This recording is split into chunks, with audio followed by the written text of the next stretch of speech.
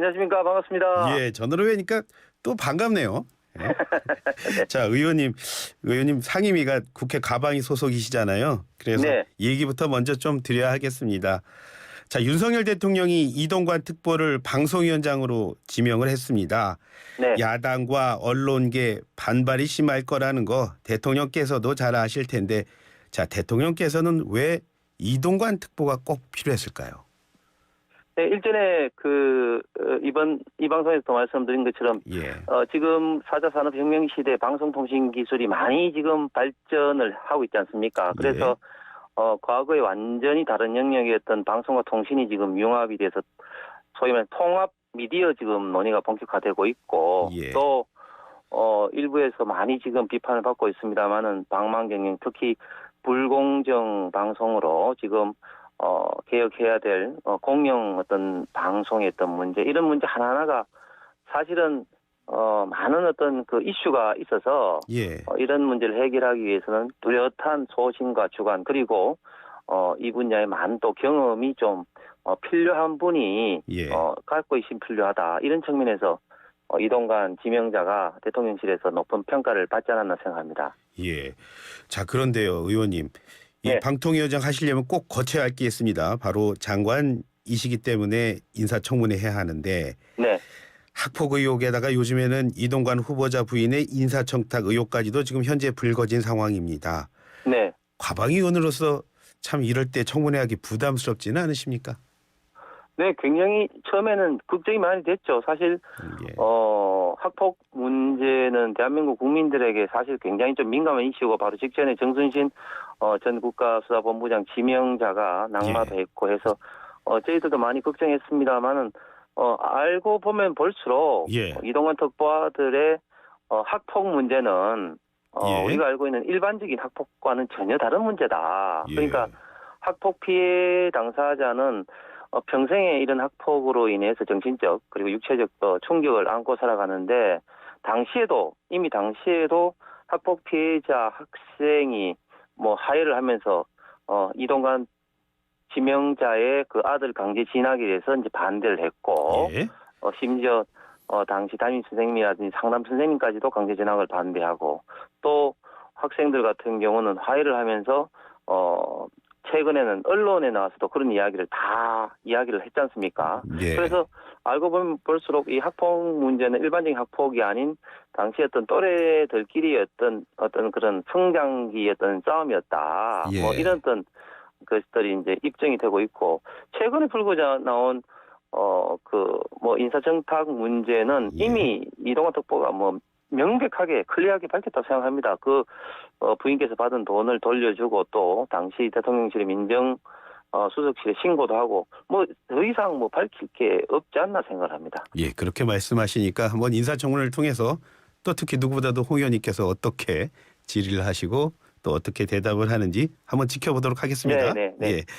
자, 지역에서 직접 건설 관련 행정 업무 많이 하신 분이 사실 홍 의원이십니다. 네. 그래서 이번에는 LH 철근 빠진 아파트 얘기 좀 드리겠습니다. 네네. 윤석열 대통령이요, 이번 사건 역시도 지난 정부 책임론을 얘기하던데 의원님께서도 역시 적절한 지적이라고 보세요? 예, 이게 윤석열 대통령만 말씀하신 게 아니고요. 그 LH 지금 이제 현재 사장님 이야기도 이런 현재 어떤 무량판 구조의 이제 시작을 2017년도부터 했다. 예. 이렇게 지금 이야기를 좀 하고 있습니다. 물론 이제 이런 무량판 시공법 자체가 예. 잘못되지는 않았습니다만 그러나 이것을 이제 정확하게 잘 하기 위해서는 설계, 시공, 감리 이르기까지 정확하게 해야 되는데 예. 이런 과정에서 이제 문제가 생기다 보니까 예. 지금 이 시공 방법으로 이루어진 LH 아파트들의 어떤 주차장이 붕괴 내지는 붕괴 위험이 있다. 예. 이렇게 지금 이야기하고 있지 않습니까? 그러면서 자연스럽게 이런 어떤 문제가 예. 지금 대통령도 언급을 하지 않았나 생각합니다. 예. 지금 계신 곳 대구 주변에서 요즘에도 아파트 많이 짓는 것 같은데 그쪽에서는 혹시 우리 불안하다 이런 민원이 들어오거나 그러지는 않으십니까? 예, 저희 대구 지역은 뭐 그런 어떤 불안보다도 예. 전임 이제 시장 때 아파트 이제 그 인허가를 너무 많이 했기 때문에 많이 졌잖아요. 지금도 굉장히 많은 어떤 물량이 지금 소화되지 못하고 미분양 상태로 있고 예. 또 이런 문제 때문에 많은 시민들이 좀 재산상에 좀 손해를 보면서 예. 걱정을 많이 하고 있습니다. 그런 분들이 있겠군요. 자, 그런데 지금 대통령께서 이제 건설 이권 카르텔을 깨부수겠다 이렇게까지도 얘기를 하고 있습니다. 그런데요, 제가 듣기로는 이 건설 이권 카르텔 뭐 무슨 얘기하는 것 같다라는 생각은 들지만 사실 좀 얘기가 좀 추상적으로 들리거든요. 네네. 대통령이 말한 이 건설 이권 카르텔, 홍 의원 이건 뭘 말하는 거예요? 예, 사실 뭐 저도 공무원 시절에 근무를 해보면 건축, 건설, 예. 토목 예. 이런 분야에 있어서 공무원들의 역할과 권한이 굉장히 셉니다. 예. 그 하나 단계 거칠 때마다 뭐 인허가를 받아야 되고 예. 그 인허가를 받지 못하고 시간이 끌면 거기에 따른 어떤 금융 비용이 엄청나게 들기 때문에 예. 사실 이제 권한이 클 수밖에 없는 상황인 것이죠. 최근에 대통령께서도 말씀한 이런 이야기는 특히 이제 건설 건축 카르텔 분야 중에서도 예. LH 퇴직자가 소위 말해서 요즘 뭐 LPR라는 어떤 이야기도 쓰던데 예.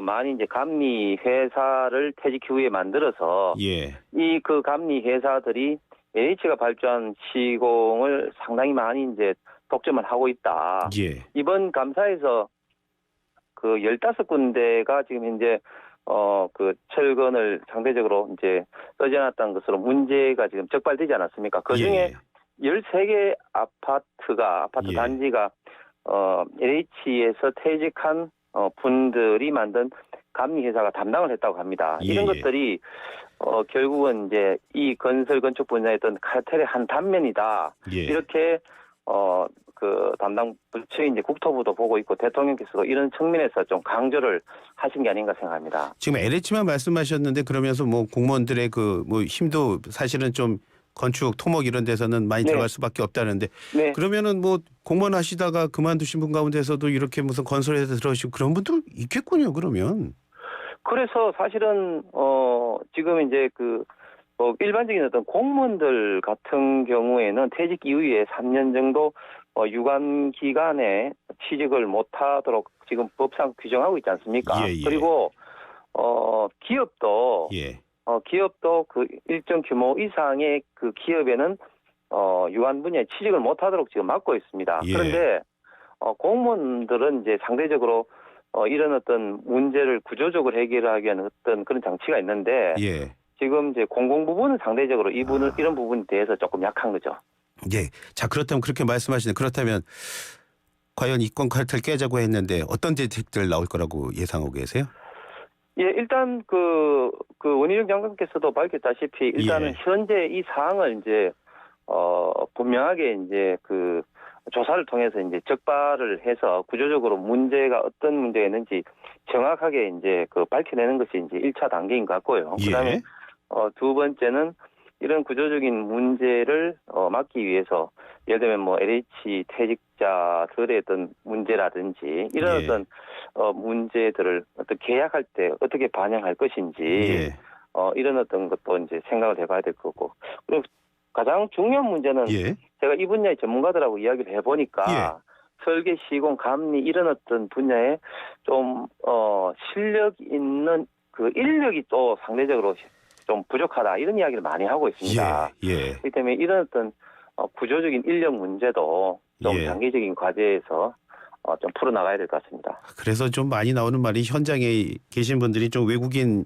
근로자 많이 쓰고 이런다면서 무슨 많은 얘기들 하고 있는데 그렇다고 해서 또 그 현장에 우리 젊은이들 다 가라 이렇게 또 얘기할 수도 없지 않습니까? 그렇습니다. 굉장히 지금 앵커에서도 중요한 말씀을 하셨는데 결국은 아무리 뭐 설계를 잘하고 뭐 감리를 잘하더라도 가장 중요한 것이 현장 아니겠습니까? 그렇죠. 현장에서 그 작업자들이 커뮤니케이션이 안 돼서 제대로 시공이 안 되면 모든 것이 이제 끝인데 지금 어느 순간 우리 대한민국의 현장에는 사실 그 외국인 근로자의 몫이 굉장히 지금 커졌습니다. 그렇기 때문에 이런 문제가 구조적으로 참 쉬운 문제는 아닌데 예. 어쨌든 참 우리 대한민국 국민들의 주거 안전을 위해서는 예. 반드시 좀 고민을 하고 해결해야 될 중요한 과제인 것 같습니다. 그거 풀어야 하는 데는 또 국토위에 계신 분들이 좀 열심히 하셔야 되는데 좀 이따 국토위에 계신 박상혁 의원 나오니까 그때 또 물어보겠습니다. 야당 의원 좀 얘기하겠습니다. 야당 얘기 좀 하겠습니다. 네. 자, 더불어민주당 김은경 혁신위원장이 노인 비하 발언 비슷하게 했고 그래서 그런 얘기가 있었는데 거기에 대해서 민주당 혁신위가요 한마디로 사과할 일 아니다 이렇게 했습니다. 의원님은 사과할 일 아니라고 한 민주당 혁신위에게 어떤 얘기 하고 싶으세요? 글쎄요, 그 혁신위에서는 또 사과할 일이 아니다 했지만 또 뭐 박강원 또 원내대표는 또 뭐 사과성 또 이야기를 했죠. 근데 저는 뭐 예. 사과를 하고 안 하고 이 문제보다도 예.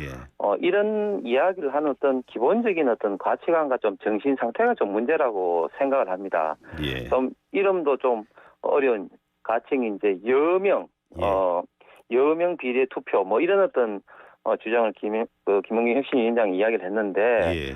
뭐 이 문제는 헌법상에 뭐 가장 중요한 어떤 투표의 1인 1표의 어떤 가치의 어떤 근간을 흔드는 것뿐만 아니라 예. 기본적으로 우리 대한민국을 지금까지 이렇게 발전시켜온 어르신들에 대한 어떤 기본적인 어떤 가치관의 어떤 문제다. 그리고 예. 민주당은 과거에 뭐 정동영 의원이라든지 뭐 유시민 또 뭐 그 전 장관 같은 경우도 뭐 60대가 되면 뭐 내가 썩는다는 동 정말 수없이 많이 노인 평화 발언을 해왔는데 예. 이런 것들이 좀 민주당의 좀 전통인지는 모르겠습니다만은 예. 어쨌든 김은경 혁신위원장 이런 발언은 뭐 사과를 넘어서 굉장히 좀 부적절한 멘트를 보고 한 가지 더 말씀드리고 싶은 예. 것은 미래 세대의 어떤 그런 어떤 정치 활동의 어떤 중요성을 이야기했다고 하는데 예. 문재인 정부 때 450조나 되는 어떤 재정 부담으로 미래 세대에 부담을 많이 준 것이 결국은 민주당이다. 예. 이렇게 좀 말씀을 드리고 싶습니다. 예. 지금 뭐 민주당이 그랬다 이렇게 말씀하시는데 그 보수층 많이 계시고 또 특히 어르신들 많이 계신 그쪽 지역의 정선 지금 어떻습니까? 저희 지역 정서뿐만 아니라 지금 대한노인회장께서도 직접 찾아와서 사죄하지 않으면 안 된다고 강하게 지금 요구를 하고 있으시죠. 예.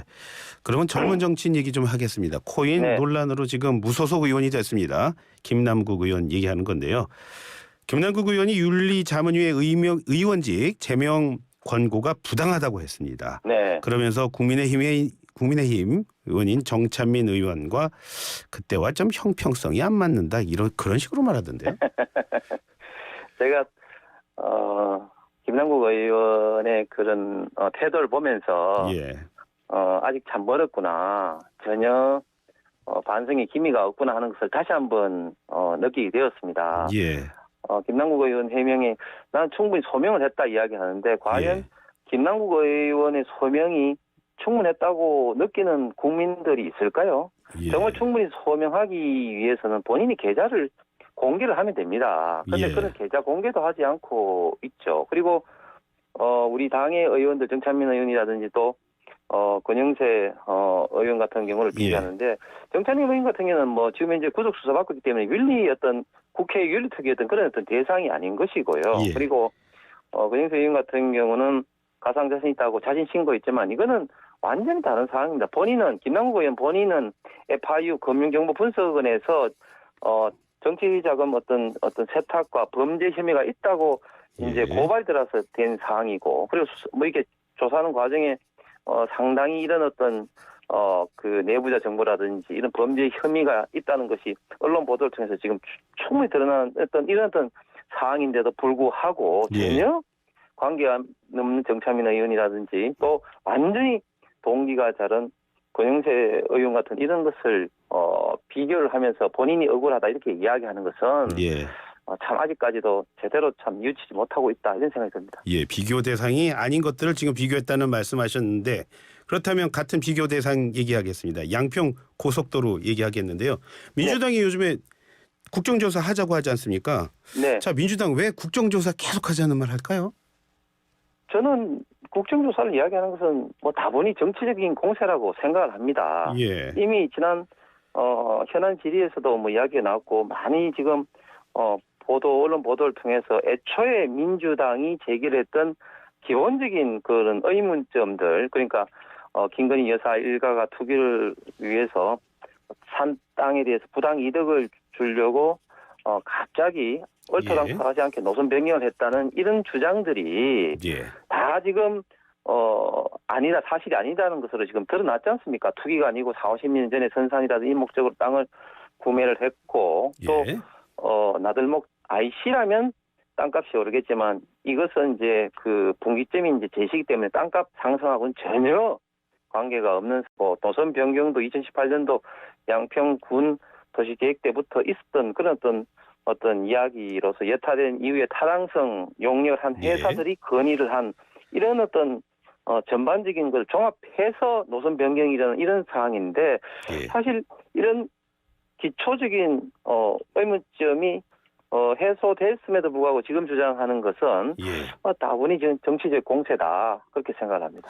홍 의원님, 그 원장관이 현안 질의할 때 민주당 이소영 의원 질의에 꼼짝 못했다 그런 말 하는 분들도 많은 것 같은데 혹시 원장관이 그때 현안 질의할 때 너무 부실하게 말해서 지금 민주당이 계속 국정조사하자 그런 얘기하는 건 아닐까요? 글쎄요. 저는 그런 좀 생각은 들지 않고 원장관이 현안 질의를 할 때 처음부터 사과라든지 또 제공된 어떤 자료의 어떤 문제를 가지고 계속 주된 좀 입씨름을 하면서 시간을 많이 보냈지 않습니까? 그러니까 그런 어떤 본질적인 어떤 문제가 아닌 그런 어떤 부차적인 문제를 가지고 이렇게 이제 끌고 갈 수밖에 없는 것이 지금 민주당이 지금 양평고속도를 지금 하는 데 있어서 기본적으로 좀 한계가 아닌가 그런 생각이 듭니다. 예, 정말 일정 바쁘신 가운데서도요 청취자 여러분들이랑 이렇게 약속 지켜주시기 위해서 이렇게 방송 참여해 주셔서 정말 감사합니다. 오늘 말씀 잘 들었습니다. 예, 감사합니다. 예.